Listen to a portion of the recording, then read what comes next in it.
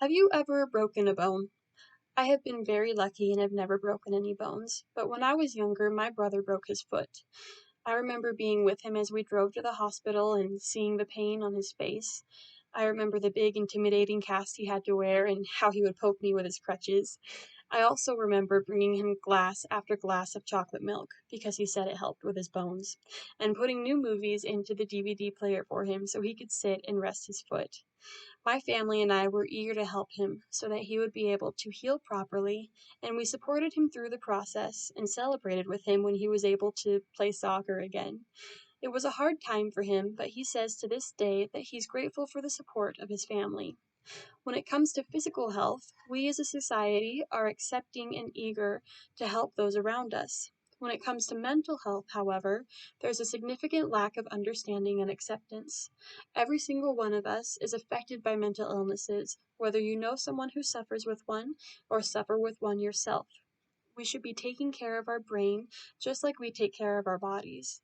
A problem with that is most people are not taught how to stay mentally healthy. When someone breaks their foot, it's easy to see what is wrong. You can pinpoint the exact bone and the exact time that it's broken. Mental health is a little harder to see and not talked about as often.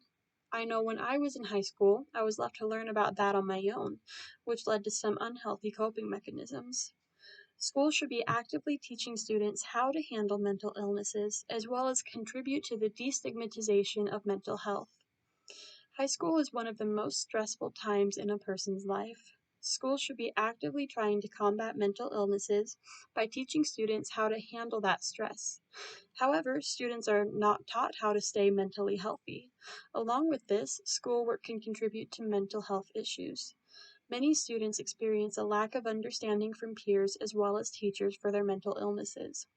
For example, students with social anxiety are required to work at the same level in groups or during class presentations as students who do not have those same illnesses.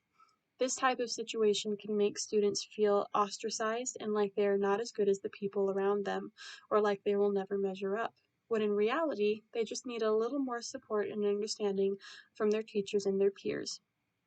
The same can be said about homework. High school students today are weighed down by hour upon hour of out of school work, and it can be nearly impossible to find the time to think about anything other than essays and tests. Students are not able to take time to take care of themselves.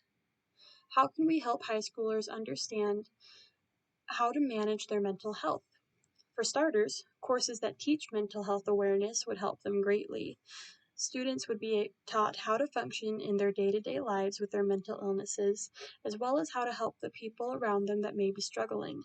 This would allow mental health issues to be talked about openly and help destigmatize these issues. Students could also be taught how to manage stress, which would help them be able to do their work and also take care of themselves. These classes would not only benefit the students, but also help high school teachers as well. If teachers are taught how to assist their students, it would create a more understanding environment. Another solution to this would be mental health days. When people are sick with a cold, they're expected to take time out of school to heal. This should be accepted for people who need time to take care of their mental illnesses. Many symptoms of mental illnesses include extreme tiredness, an inability to concentrate, and troubles understanding or comprehending issues. If a student is experiencing heightened effects from their mental illness, they should be given the same grace as students who are unable to be at school due to a physical illness. This does not mean that students can take off time just because they want to. They're still expected to do their work. But this is a way for students to take a small bit of time to take care of themselves as needed. If this were to become a reality, we could see the number of students suffering with mental illnesses caused by high school trauma going down.